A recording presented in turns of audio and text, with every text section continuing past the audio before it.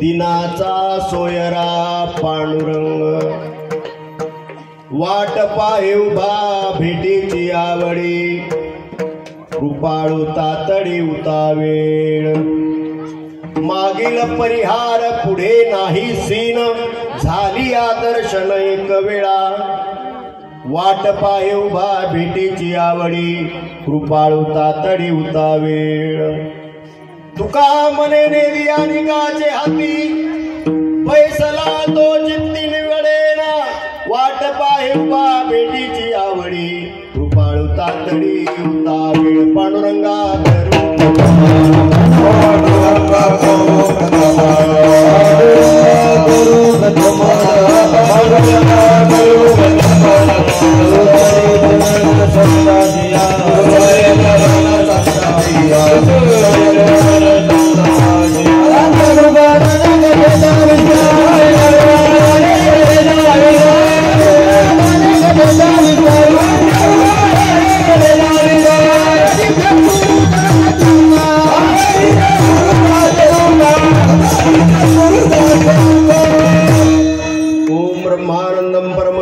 केवलम ज्ञानमूर्तिम द्वंद्वातीतं गगन सदृशं तत्त्वमस्यादिलक्ष्यम् एकं नित्यविमलमचलं सर्वदे साक्षिभूतं भावातीतं त्रिगुणरहितं सद्गुरुं नमामि। गुरुर्ब्रह्मा गुरुर्विष्णु गुरुर्देवो महेश्वरा, गुरु साक्षात परब्रह्म तस्मै श्री गुरुवे नमः। जयांचे केलिया स्मरण होय सकल विद्येचे अधिकरण, तेची वंदू श्री चरण श्री सद्गुरूंचे ते नमस्कारोनी आता ओम नमो ध्याने।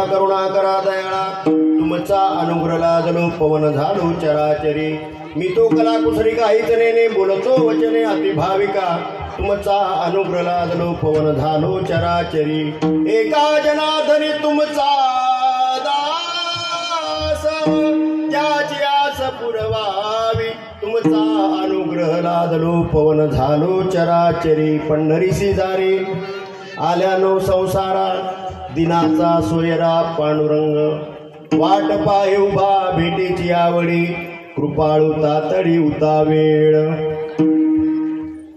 प्रस्तुत प्राप्त प्रसंगी उपस्थित तुम्हा सर्व श्रोते सज्जन माता पित्यांच्या सेवेकरता निवडलेला अभंग, जगद्गुरु जगद्वंदनीय श्रीमंत वैराग्याचे महामेरुमणी भागवत धर्माचे कळसंत तुकाराम महाराज यांचा हा 4 चरणाचा अभंग असून सर्वांच्या परिचयाचा आणि मनुष्य जन्माला प्रत्येक मानवाला पंढरपूरला एकदा तरी जा अशा प्रकारचा उपदेश करणारा अभंग।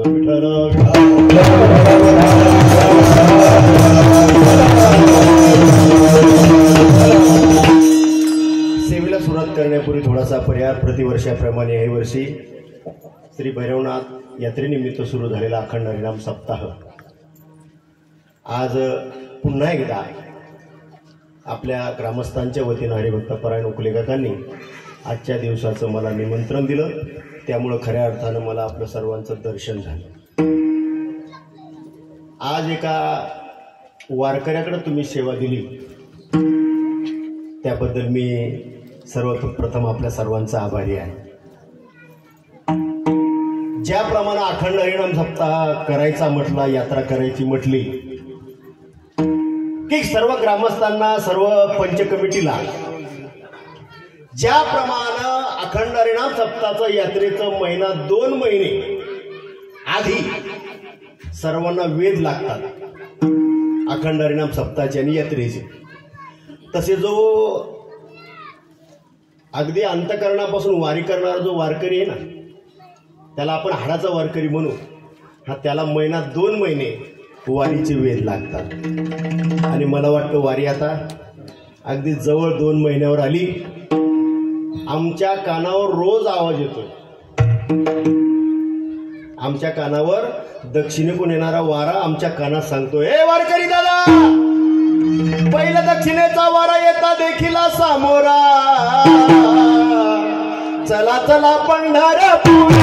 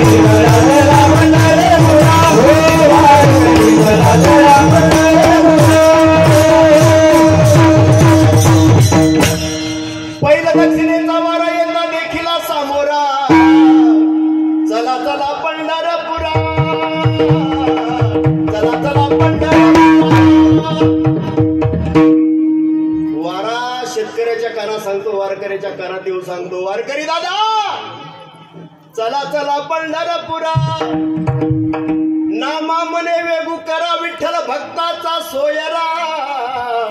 चला चला पंढरपुरा. काय असतो वारीमध्ये?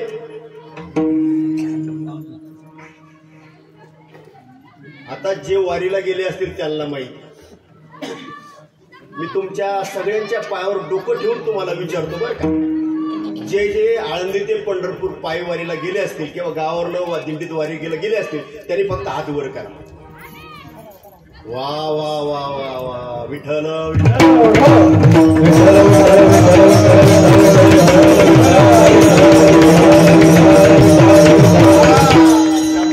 99% पंढरपूरचे वारकरी आहेत.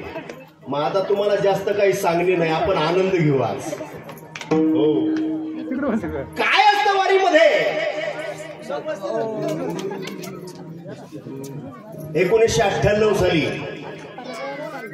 समर्थ सद्गुरू सच्चिदानंद श्रीपाद बाबांचं महानिर्वाण झालं.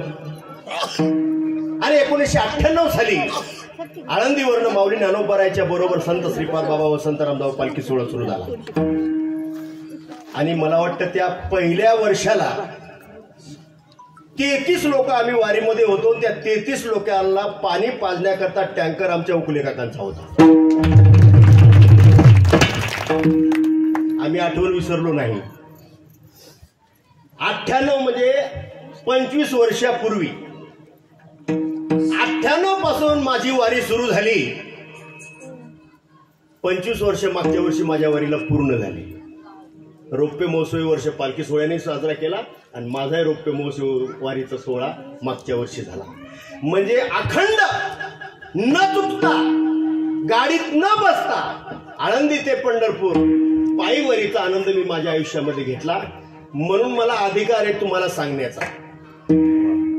हो, ज्याप्रमाणे तुकोबाराय म्हणतात, पंढरीची दारे आल्यानो संसारा. कारण तुकोबारायनं आयुष्यभर पंढरीची वारी केली.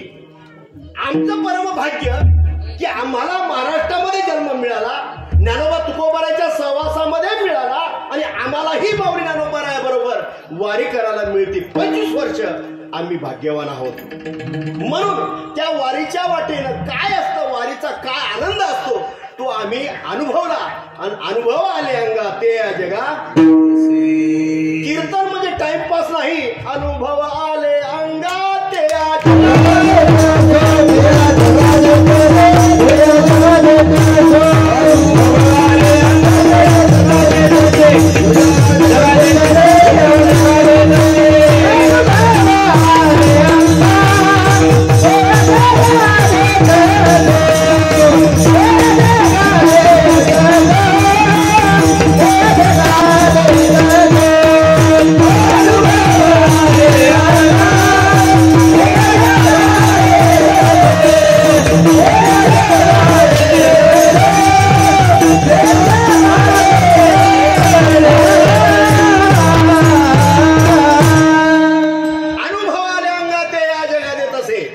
आणि महाराज ही जी गादी आहे ना, ही गादीच अनुभव धारकाची आहे. तुका म्हणे येथे अनुभव प्रमाण, शब्दाचे गौरव का मान.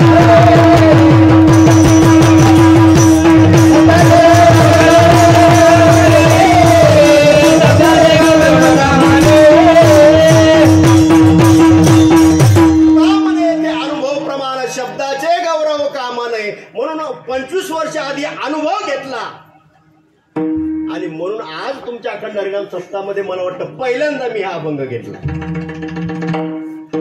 आधी अनुभव नाही. आणि कामनेचा कोणी सांगे,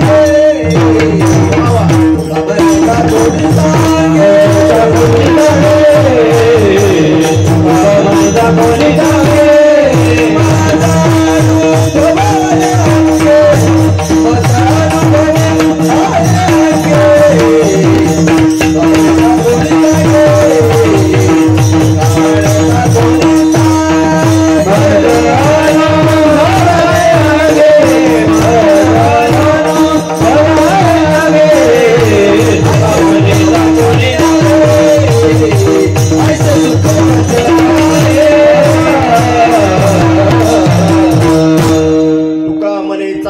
सांगे मज मज मज नाही. नामा म्हणे तुका म्हणे, तुकाय म्हणे नद्या. श्रीपाद बाबाजी शब्द आहे ते. नामा म्हणे तुका म्हणे बस झाला. आता तुला काय अनुभव आहे सांग. वाह. आणि म्हणून मी आज अनुभव सांगणार आहे. महाराज लाखो वारकरी वारीच्या वाटेने जातात आणि आमच्यासारखे सुशिक्षित लोक त्यांना नाव ठेवतात अजूनही. हो, काय म्हणतात त्या वारीच्या वाटाने बा.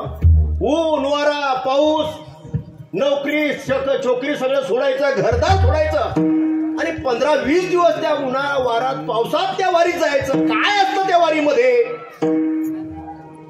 महाराज तुम्हाला वारीच्या वाटेनं काय असतं हे मी नंतर सांगेन. फक्त तुम्ही माऊली ज्ञानोबारायच्या प्रस्थान सोहळ्याला आनंदीला या.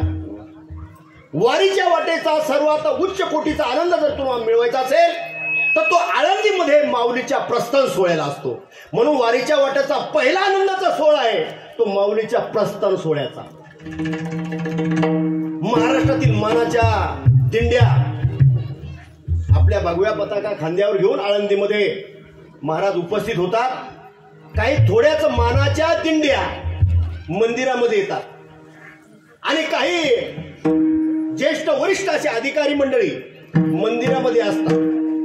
आणि ज्या वेळेला माऊली ज्ञानोबारायचं प्रस्थान होते पंढरीश परमात्म्याला भेटण्याकरता, त्या पादुका ज्या वेळेला समाधीवर असतात आणि त्या समाधीवरनं ज्यावेळेला त्या पादुका उचलतात म्हणजे प्रस्थान होतं, त्या पादुकाला हात लावल्याबरोबर महाराज ते लावणारे जे असतात थरथर थरथर कापत असतात. कंठ सद्गदित होतो आणि डोळ्यामधून अश्रूच्या धारा वाहतात. प्रस्थान सोहळा. आणि ज्या वेळेला तो माऊलीचा पालखीचा तो प्रस्थान सोहळा पादुका प्रस्थान होतं उचलला जातात त्या पादुका, त्यावेळेला एकच एकच होतो पुंडलिक वरदा हरी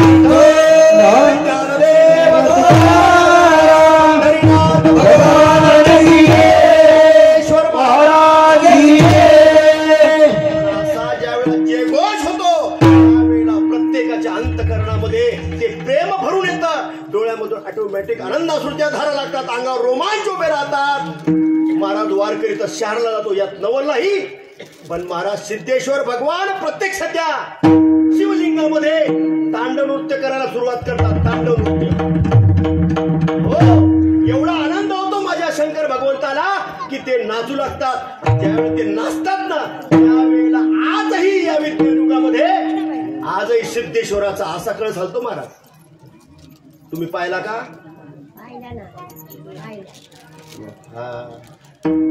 महाराज लाखो वारकऱ्याला मंदिरामध्ये यायला जमत नाही. हा सर्व जो घाट असतो त्या घाटावर लाखो वारकरी महाराज टक लागून बसतात की माऊलीचं माझ्या प्रस्थान कधी होते. आणि ज्या वेळा माऊलीचं प्रस्थान होतं आणि कळत जेव्हा असा हलतो राजा या विज्ञानुगामध्ये, विज्ञानाला हे मान्य नाही तरी सुद्धा ज्या वेळा प्रस्थान होतं आणि ज्या वेळा माऊलीचा आणि सिद्धेश्वर भगवंताचा कळस हलतो त्यावेळेला सगळ्यांच्या अंगावर रोमांच उभे राहतात. आपल्या भाषेमध्ये अष्टसात्विक भाव भरून येतात आणि त्या आनंदाच्या सोहळ्यामध्ये माऊली ज्ञानोबरायाच्या पालखीचं प्रस्थान होतं आणि प्रस्थान झाल्यानंतर पहिला मुक्काम आजोळ घरी होतो माऊलीचा. हो, आणि पहिला मुक्काम झाल्यानंतर आता सगळेजण आहे ना माझ्याबरोबर वारीत राहा. हो, कोणी काही अजिबात गडबड करू नका, काही डिस्टर्ब करू नका मला. हो, तुम्हाला आनंद घ्यायचा, तुम्हाला मला काही सांगायचं नाही. आनंद जर घ्यायचा असेल तर तुम्ही फक्त माझ्या बरोबर चला. विठ्ठल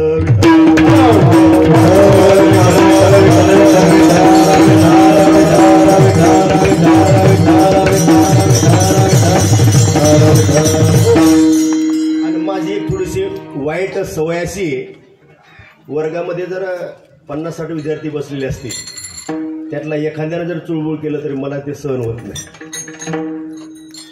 हो, म्हणून तुम्ही जर एखाद्याने इकडं तिकडं वाकडं तिकडं जर काही चुळबुळ केली तर ते मला डिस्टर्ब होते.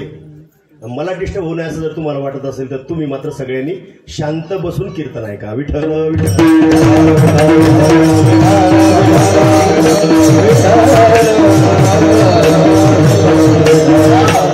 रात्रीचा माऊलीचा आजोळ घरी मुक्काम होतो आणि सकाळी 6 वाजता आता माऊली पंढरीश परमात्म्याला भेटण्याकरता निघतात. महाराज, सकाळी 6 वाजता माऊलीचा हा रथ सज्ज होतो आणि माऊली आता हा पालखीमध्ये विराजमान होतात आणि माऊली आता निघतात बरं का पंढरीच्या दिशेने.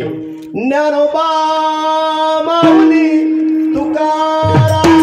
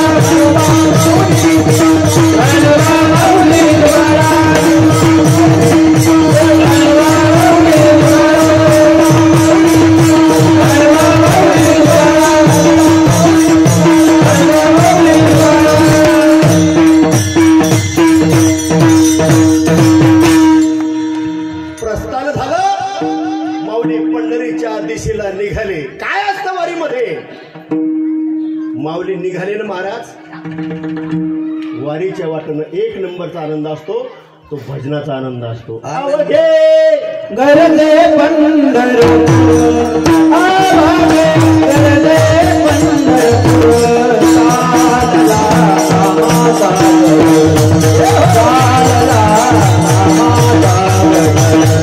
चालला नामाचा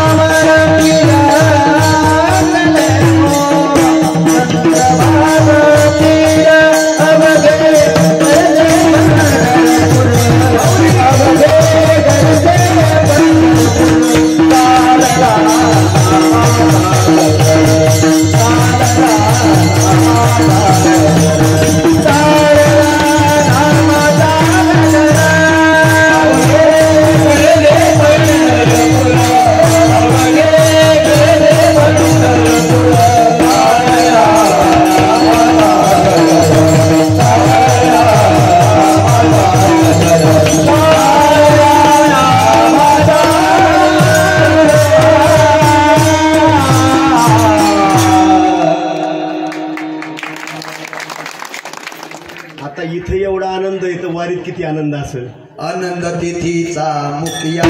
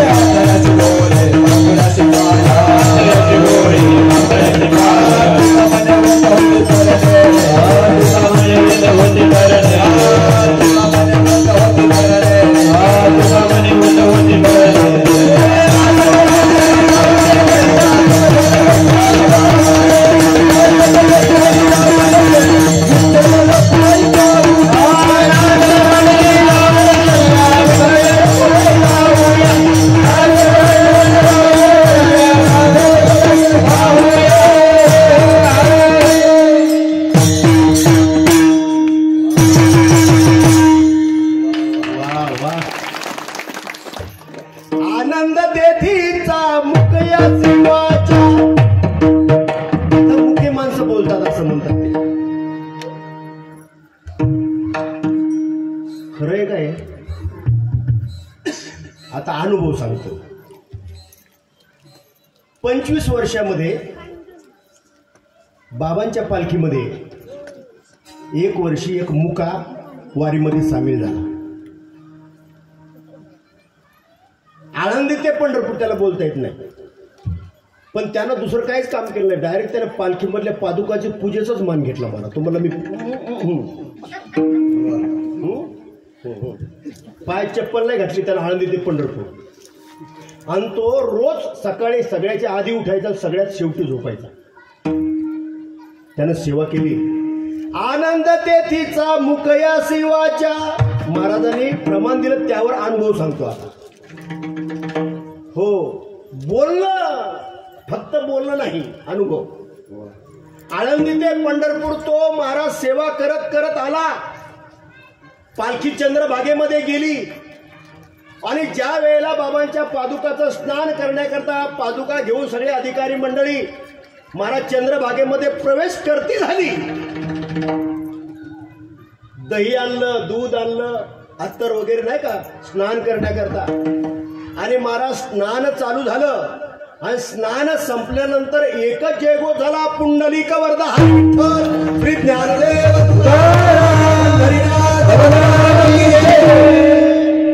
असा जयघोष आम्ही सगळ्यांनी करता करता ते मुका पण म्हणायला लागला. पुंडलिक वरदा हरिविठ्ठल श्री ज्ञानदेव तुकाराम पंढरीनाथ भगवान की जय. हे जर तुम्हाला पाहायचं असेल तर या वर्षी आमच्या बरोबर एकदा वारीला या, म्हणजे तो मुक्का तुम्हाला आम्ही दाखवतो. संपत महाराज गाडगे, निमगाव. विठ्ठल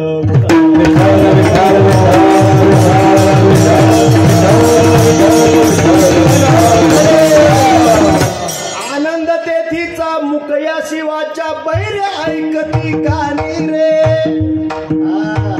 महाराज तुम्ही एकदा वारीच्या वाटेवर या. हा जे जे अनुभव या अभंगामध्ये तुकोबाराने अनोबाराने साधू संतांनी मांडले, हा तो एक एक अनुभव तुम्हाला त्या वारीच्या वाटेने अनुभवता येईल. तुका मने वृत्त होती तरणे. 80 वर्षाच्या म्हाताऱ्याला घरामध्ये पाणी घेता येत नाही आणि 80 वर्षाचे म्हातारे टना उड्या मारत पंढरपूर पर्यंत जातात. ही ताकद कुणाची महाराज? ती ताकद त्या वारीची. त्या माऊली ज्ञानोबाराय ज्या वाटेवरून गेले त्या वाटेची ती ताकद आहे. हो, आणि म्हणून तुम्हाला त्या वाटेचा आनंद जर तर मिळवायचा असेल तर तुकोबाराय म्हणतात, जर तुम्ही वारीला गेला नसाल. हो, आता जी मंडळी वयस्कर आहेत त्यांना मी आग्रह करणार नाही, पण तरुण मंडळी जवळ सकळ सिद्ध आहे हात चालावया पाये तव तू आपले स्वैत पाहे. तीर्थयात्रे जाय चुकू नको, तीर्थयात्रे जाय चुकू नको. जोपर्यंत आपले पाय शाबूत आहेत तोपर्यंत तुम्ही फक्त एकदा, किती वेळा? फक्त एकदा. तुका म्हणे जाय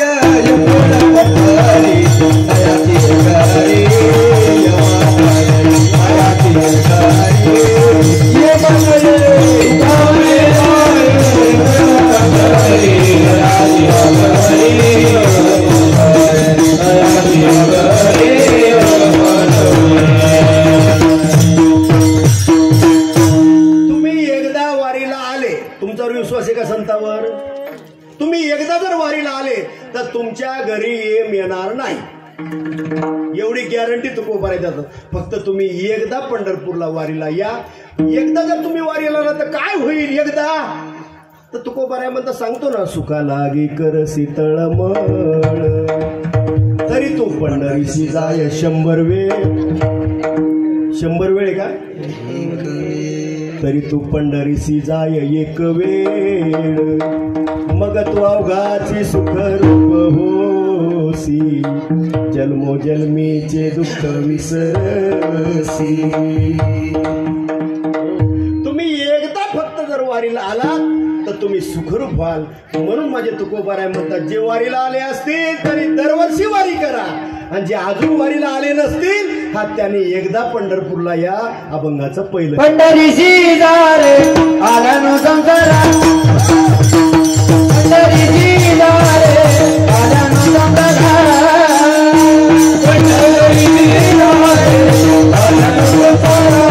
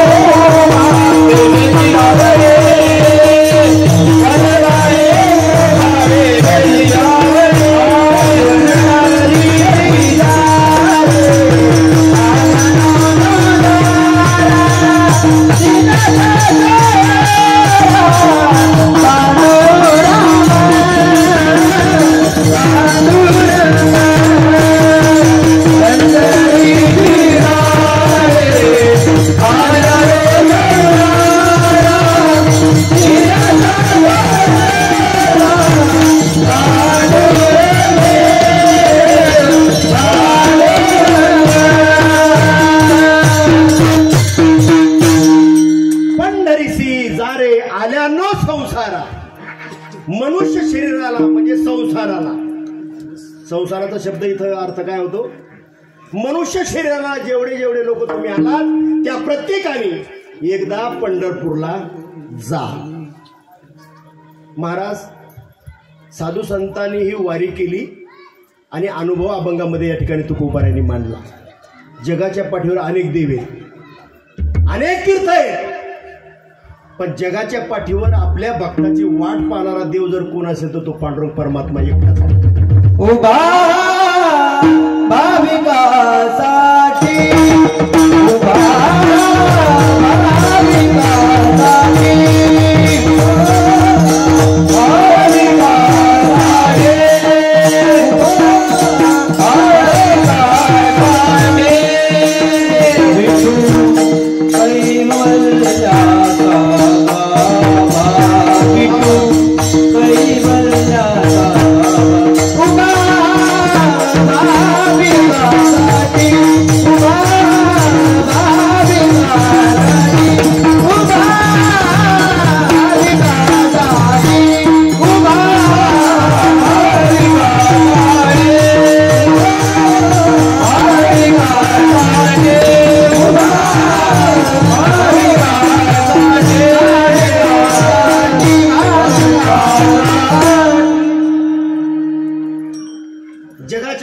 देव आहेत.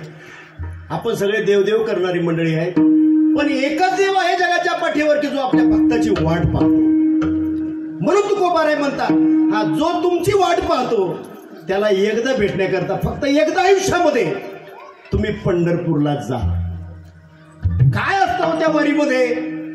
तुम्ही फक्त आता एरवी तुम्ही जेजुरीला जात असाल, पण तुम्ही वारीमध्ये जेजुरीला आलं पाहिजे.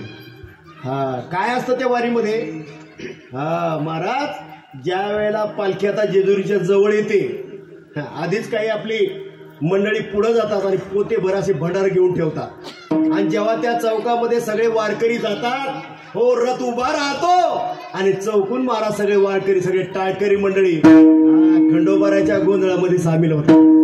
हो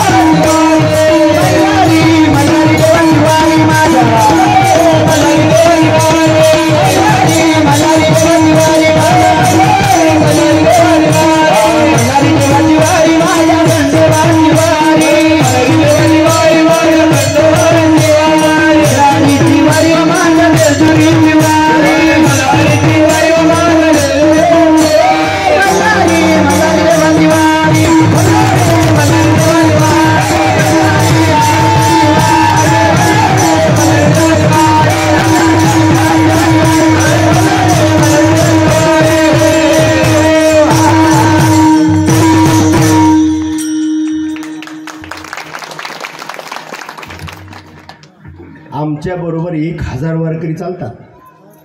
1000 वारकरीला तुम्हाला सांगता येईल नाही हा सकाराम आहे का तुकाराम तिथं त्या भंडाऱ्यामध्ये नाहिल्यावर ओळखू येत नाही माणसं महाराज. बरं असं नाही, पुरुष नाही फक्त महिला मंडळी सुद्धा असला आनंद घेतात महाराज.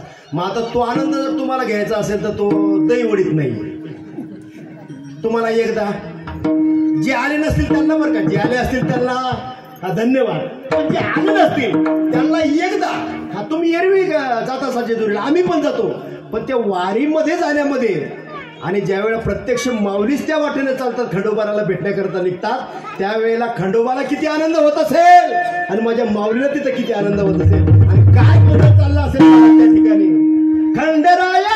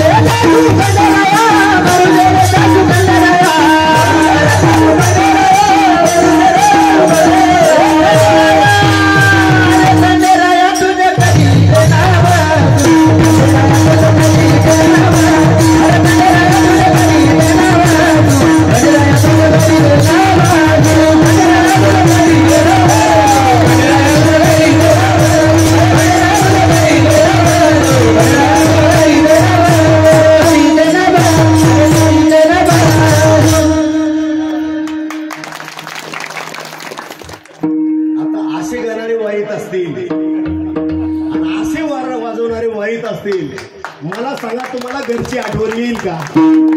बरं आता इथं तुम्ही बसलो थोड्या वेळासाठी तुम्हाला घरची आठवण आली का? महाराज 22 दिवस वार कळत नाही, भूक लागत नाही, झोप येत नाही महाराज त्या वारकऱ्याला. व्यवस्था नसते वारकऱ्याची वाटेच्या वाटेनं व्यवस्था नसते, पण अवस्था काय असते महाराज? ज्या वेळेला आळंदीवरून पालखी निघते ना त्यावेळेला पाऊस नसतो, पण दिवे घाटात गेलं की हमखास पाऊस येतो. हो, वारीचा तो अनुभव असा आहे की दिवे घाटात गेला की एकही वारकरी महाराज कोरडा वर जात नाही घाटाच्या वर. हो, पार आखा फुल ओला होऊन बाहेर जातो. तो वारीच्या वाटेत चालत असतो महाराज. त्यावेळेला वरून तर पाऊस चालत असतो. हा, व्यवस्था नसते वारकऱ्याची, पण अंतःकरणाची अवस्था काय असते महाराज? घाटाच्या वर गेले ना वारकरी, भूक लागली असते घाटातून चालताना, पण तर पाऊस चालला असतो, स्वयंपाकाची व्यवस्था नसते. दिंडीचे मालक म्हणतात हो म्हणले आता काय नाही पिठलं भात करा. म्हणले आता कुठं स्वयंपाक करता, गुलाबजामुन कुठं म्हणले ते बालुशाही करता. म्हणले पिठलं भात करा. अरे महाराज पिठला भात तो केला जातो, तिथं बसायला जागा नाही, पंक्ती धरायला जागा नाही, मग बफे चालू होतो वारकऱ्याचा. लाईन धरली जाते, एकाला पात्र द्यायचं, एकानं भात टाकायचं, एकाने बेसट टाकायची, वा पुढं. हा महाराज तो बफे चालू होतो. महाराज तर वरून पाऊस पडत असतो, खाली बसायला जागा नाही, हातामध्ये ते पात्र असतं, भातावर ते बेसन टाकले असतं. आता ते गडबडीमध्ये बेसन थोडं घट्ट झालेलं असतं, मग आता पातळ कसं करायचं? वरून पाऊस पडतो ऑटोमॅटिक वरून. काय आनंद असतो, आनंद ते तुम्हाला नाही सांगता येणार, जे आले त्यांना मारावरून पाऊस पडत असतो, ते पावसाचं पाणी तिथं पडतं, ते कालवतो वारकरी. अरे ब्रह्मानंदे लागली टाळी. हा, तो आनंद महाराज तो वारकरी घेतो. अरे पुन्हा 2 वाजता हा लगेच चोपदार सिट्टी फुकल्याबरोबर महाराज पालखी सोहळा निघतो. काय त्या वारीच्या वाटेनं? हा तुकाराम महाराज म्हणतात तुम्ही घरी तर दरवर्षी तर प्रत्येक वेळा राहताच, पण एकदा जर तुम्ही वाटेनं तिथे आलात माझ्या वारीच्या पंढरीच्या तर काय होईल? तुका म्हणे तुम्ही चालाया वाटे, तुका म्हणे तुम्ही चालायाची वाटे, तुका म्हणे तुम्ही चालायाची वाटे.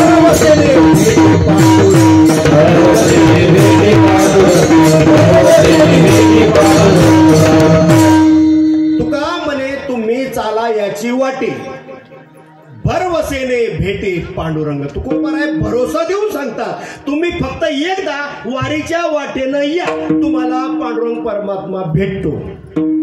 खरं आहे का खोटे?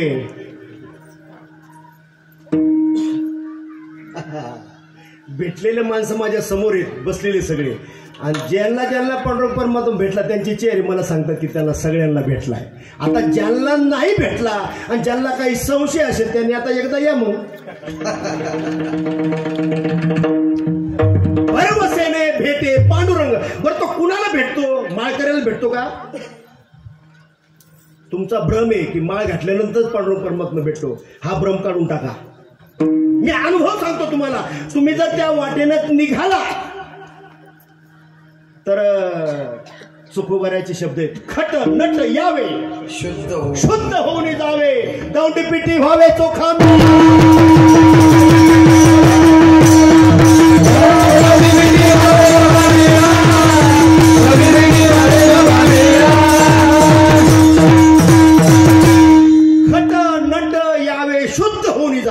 म्हणजे तुम्ही खट असा, नट असा, खाणारे असा, पिणारे असा, 1 नंबर 2 नंबर काही करणारे असा, पण फक्त तुम्ही वारीच्या वाटेनं या. सिस्टीमवाले तुम्हाला पण सांगतो बरं काय, तुम्हाला त्यांना सांगा लागेल विठाला विठा.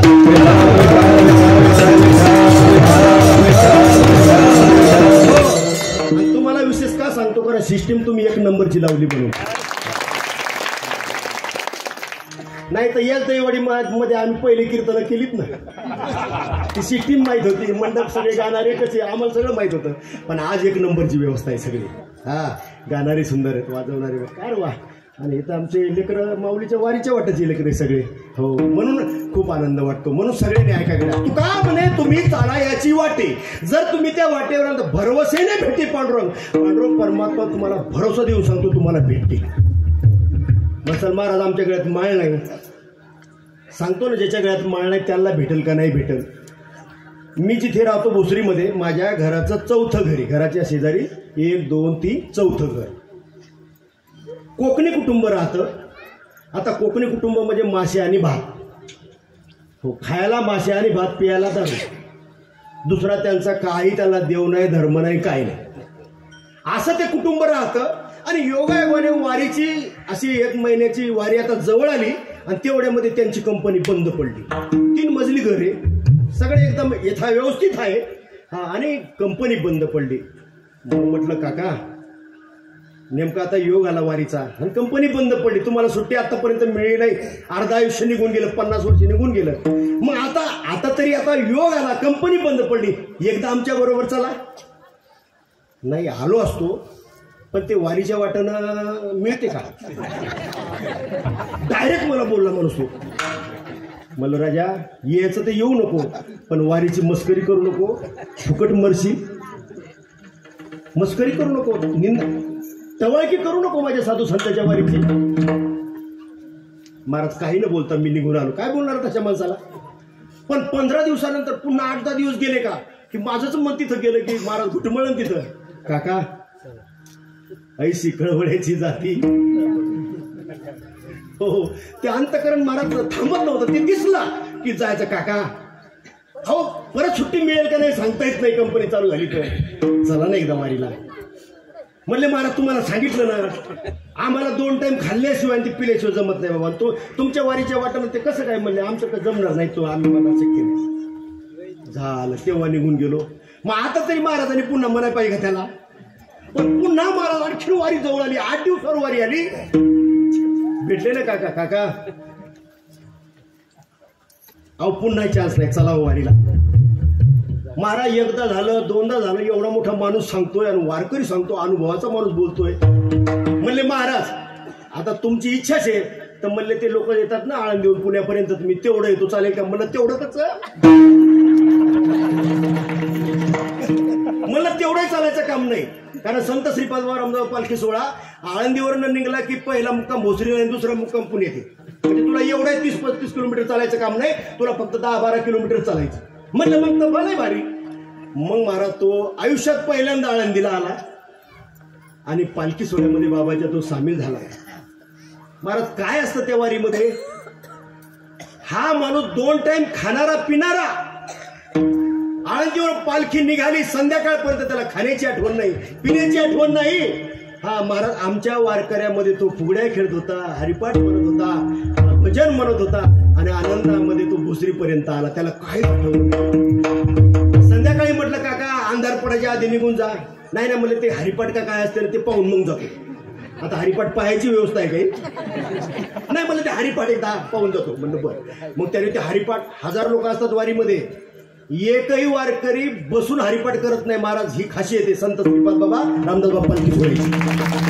हा सगळे पुरुष वारकरी एका बाजूला, सगळ्या महिला वारकऱ्या आणि एका तालात महाराज पावले करतात. अरे तो महाराज कधी वारी पाहिला, हरिपाठ पाहिलेला माणूस दंग झाला. आणि मग म्हणलं काका आता तरी निघा, आम्हाला जरा कीर्तन ऐकून यायचं. म्हणले मग ते कीर्तन काय असते ते बी पाहून येतो एकदा.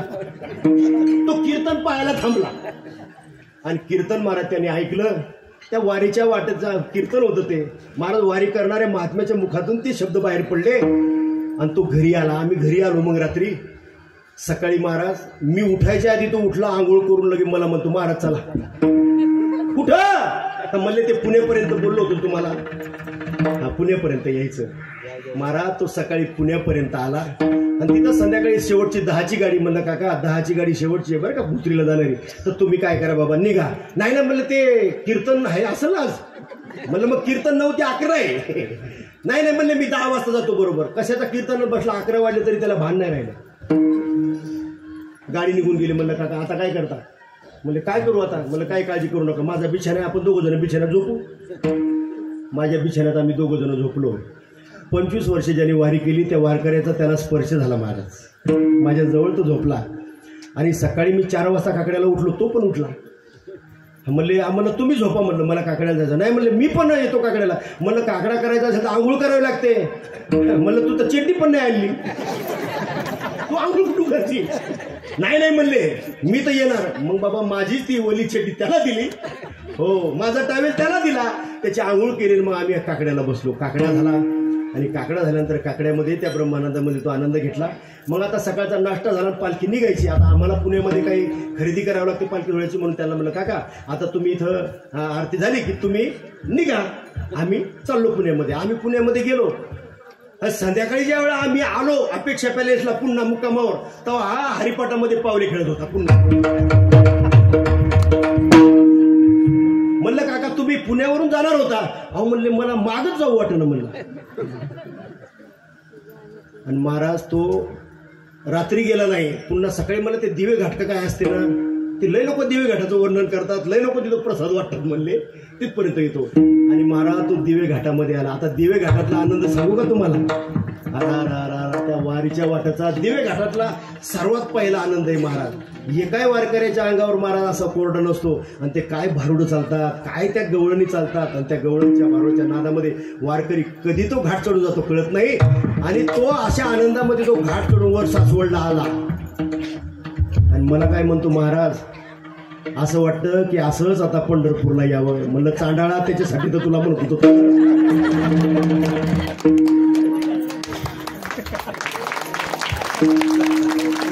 बघता काय माझ्याकडे काहीच नाही बरोबर आणलेलं. तिथं 2 ड्रेस घेतले त्याला, अंडर पॅन्ट टॉवेल घेतले 2. बिछाना नव्हता त्याला बिछाना करून दिला आणि तिथून तो पंढरपूरला वारीला. तुका म्हणे तुम्ही चाला याची वाटे, भरवसेने भेटे पांडू. महाराज तिथं गेला. आता उद्या एकादशी परवा काला होणार. एकादशीला म्हणतो महाराज मला माळ घालायची. म्हणलं काका तेवढं सोडून बोला, घरी गेल्यानंतर तुमचा सत्कार माशेन बादी. तुम्ही माळ घालू नका. एवढ्या माझ्या प्रेमाने सांगितलं, तुम्ही इथपर्यंत आला, आभार मानतो तुमचं मी. पण माळीच्या नादी लागू नका. महाराज माळ घालायची नाही म्हटलं की तो रडायच लागला ना. अहो 20 दिवसाचा त्याने सगळ्या साधू संतांचं ते ऐकलेलं आणि महाराज तो रडायला लागला. माळ नाही, अनुग्रह नाही.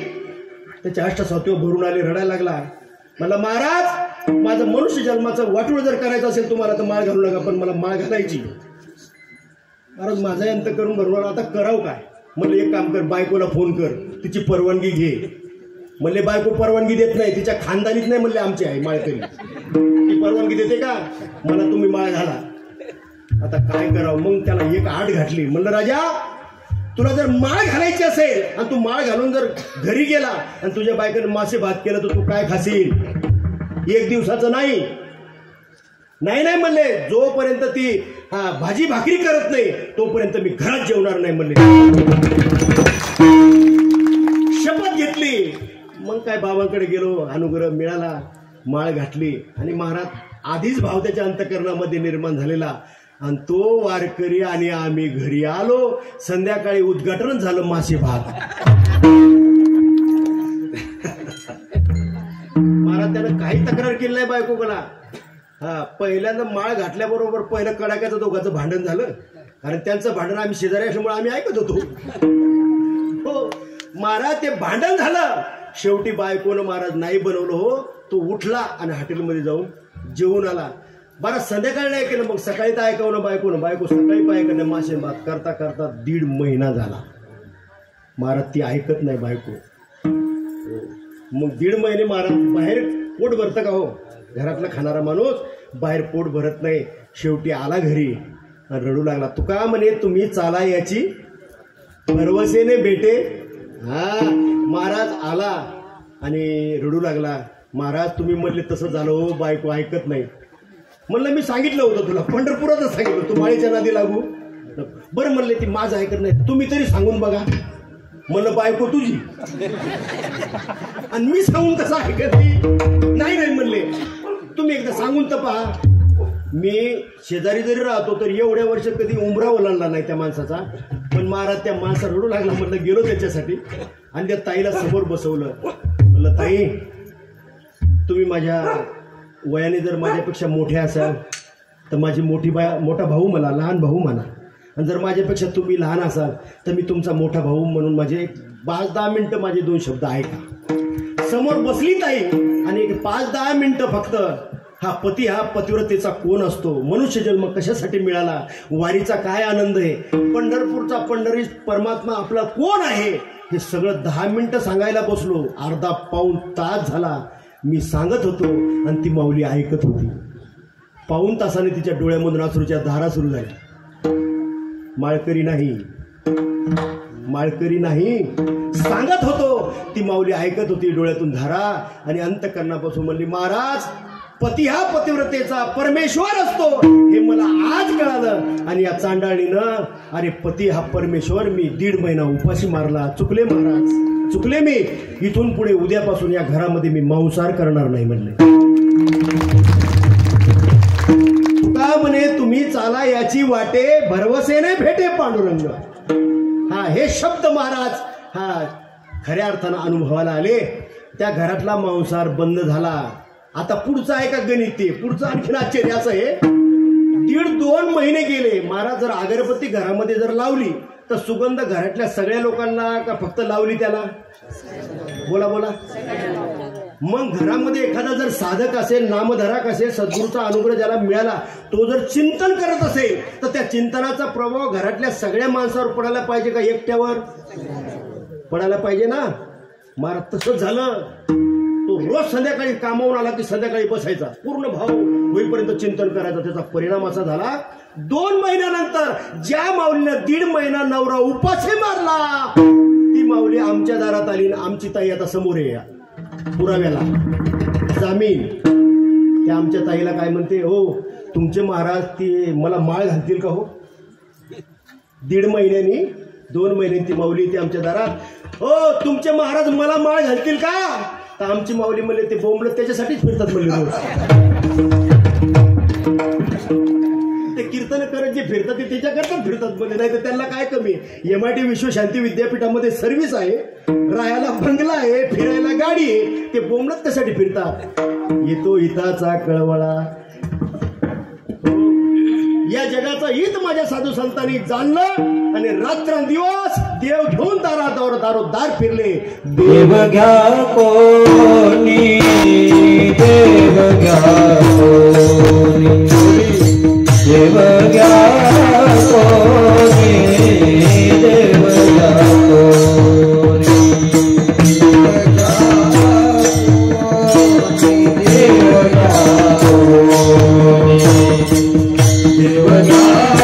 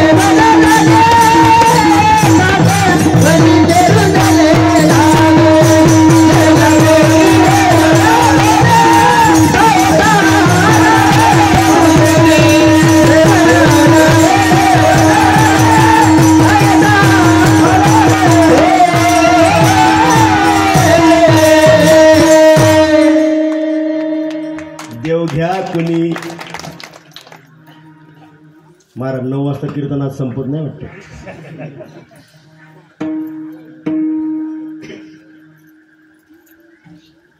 येतो हिताचा कळवळा जीव तुटे तिळपिळा. महाराज हित्याचा कळवळा येत होता म्हणून तुकोबाऱ्यात दारोदार हिंडले आणि आम्हालाही असं वाटतं